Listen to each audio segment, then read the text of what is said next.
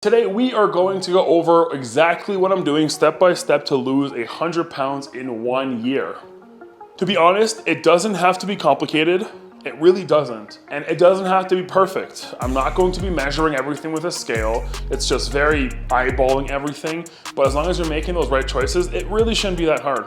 Right now it is 8 a.m. So it's time for the first meal of the day. So for my morning routine, I always get out of bed around 6:30 a.m.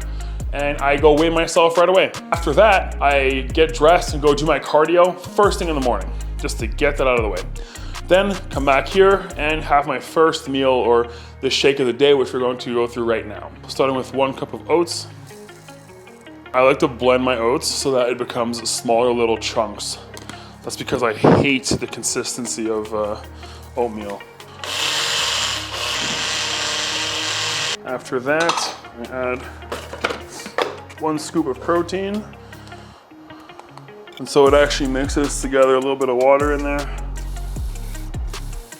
And then back to the blender. And that's it, this is the first meal of the day. Honestly, this is the worst meal of the day, but it's just one of those things where you just gotta power through it, so. That's it. Now I'm gonna go do some work for a couple hours until the next meal. See you then.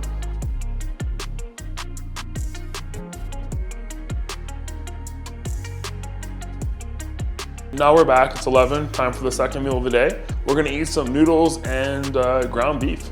I usually try to cook everything in batch, and then I just realized that I didn't have any noodles left, so we're gonna make some. The noodles I'm eating on this transformation are called no yolks. They're egg noodles actually, so they're really good for digesting and just to keep burning that fat away so that you're not like drowning your body in too much carbs.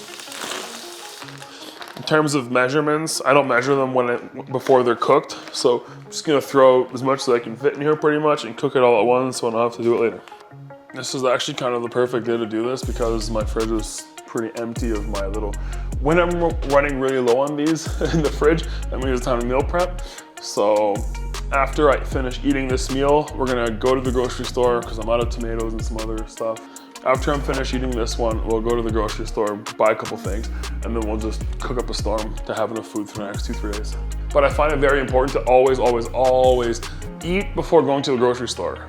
With all the science behind temptation, essentially, with food packaging, it's really easy to make mistakes. So if you eat before going to the grocery store, it really won't be as bad. There's one tip that you can take away from today is eat before shopping. Eat before shopping. Well, that's gonna suck and be a decent cleanup job, but on the bright side, the noodles look perfect. Yes. It's pretty basic. I don't like weighing my food. It just makes things too complex. So I'm just gonna take this cup, fill it up with noodles, put it in each one of these, and that's essentially how I meal prep.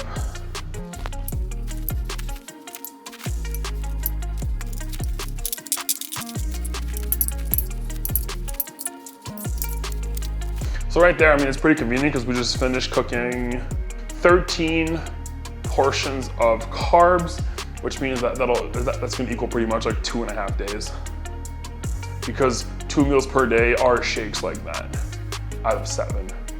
For my meal right now, I have some burger patties that I cooked.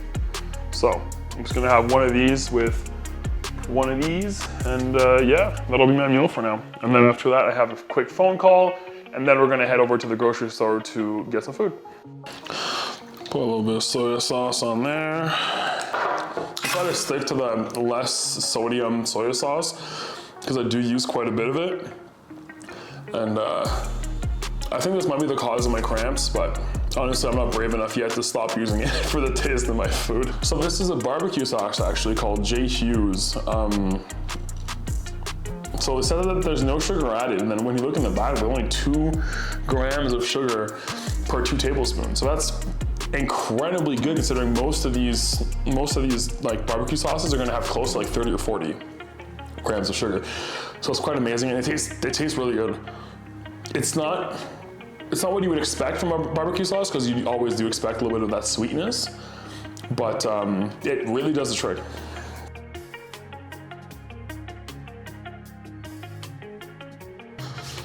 All right, so I lied. Did manage to get to the grocery store because my calls lasted a bit longer than they were supposed to, but that's fine. The main basis of this diet is very simple. 1 part carb, 1 part protein, and then vegetables don't really count on the side because realistically you're probably gonna burn off whatever calories you get from them just from digesting them, since they're pretty much just water. And vegetables will help with keeping you full throughout the day. So whatever you're hungry during the day, go grab a handful of carrots or something. That's not gonna be the differentiating factor between you succeeding or failing with this diet, really. It's just consistency. Yeah, but now I actually have to go to the grocery store because I'm out of meat. So yeah, let's just swipe pan to that. So started by actually just going to the gym and getting my workout for the day done. And afterwards, this is where I had my 4th meal of the day in the shape of a shake, the same we had this morning. And getting to the grocery stores, sweet potatoes can be a great substitute for rice. Breads this is pretty much the devil's aisle. For meats, I'll just get honestly whatever is the cheapest steaks because we're eating so much volume. That doesn't really matter. Skewers like these are great. Bacon, obviously avoid that. Turkey bacon is absolutely fine because it's very low in fat, high in protein, so that's perfect. The entire frozen section, Ellie, the devil's aisles too. Try to avoid it if you can. It's just full of temptation. Unless really you're just going for the frozen veggies, in which case then that's fine. But just be wary, some of them can be absolutely packed with sodium. For energy drinks, these are perfectly fine. It's the equivalent of a black coffee. Just make sure to get these sugar-free alternatives. Make sure you're not drinking enough sugar to put you in a diabetic coma when you do this. So sugar-free Monster, sugar-free Reign, sugar-free Red Bulls if you want, that all works out very well.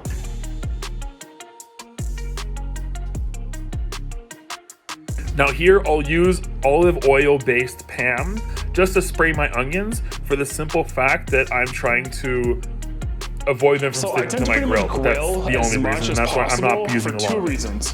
1, it's super easy and barbecue tastes awesome. But 2, barbecuing and grilling actually helps get out a lot of the fats from the meats. It just melts it right off. So it just gives you a leaner meal after you finish grilling it, which is really nice. Now, when it comes to steaks, I honestly really don't care about the price or if it's like about to expire, for the simple fact that I know we're gonna eat it essentially immediately. So even if it's on sale and it's reduced, obviously it's safe to be sold because this is still in the grocery stores. In terms of spices, you can kind of do whatever you want for the start of this program. Obviously, you don't want to have too much sodium. And we're gonna put some meat from the skewers inside of them. I'm gonna slang one of these steaks in here, and then just take all the skewers and put them in there. I'll usually put about 2.5 skewers in there, and that should be enough meat, really. See, I don't like actually usually measuring the food, but if you're really adamant on doing that for the meat, you usually want to have about 130 to 150 grams of meat, or about what would be a handful for you. Me, it comes out to about 150, give or take. And it just so happens that my hand's pretty much just a little bit bigger than a full cup, so it works out. So this is going to be meal number 5. Meal number 4 was the shake that we had at the gym, which was the same thing as we had this morning. Cup of oats, cup of protein.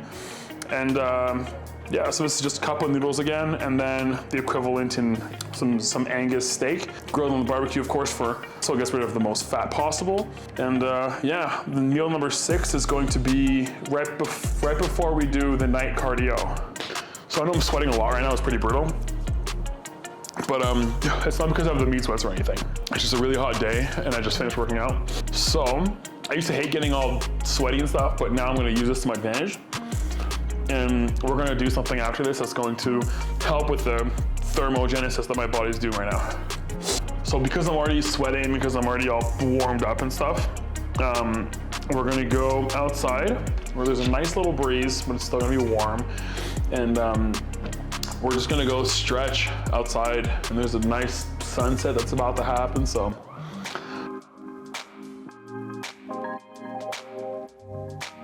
All right, so it is now 10 o'clock. I'm about to go do my cardio, but we're about to have the last meal of the day, which is my favorite one, arguably, because we're making a pina colada. This is by Revolution Nutrition. Pina colada candy. I'm sure you can do this with any source of protein. It'll either be taste like a milkshake. This one particularly tastes amazing. It really tastes like a pina colada and reminds me of when I was spending all that time in Colombia. So let's do this. Very, very simple. For the last meal, you do want to avoid having carbs. At this point in my transformation, earlier I was having carbs, but since my weight started slowing down, I cut my carbs for this specific meal and this specific meal only. All right, you start by getting some ice. And then I'm going to add 1 scoop of this protein powder here. 24 grams of protein and 0 sugar. Awesome. Oh, probably help if that was plugged in.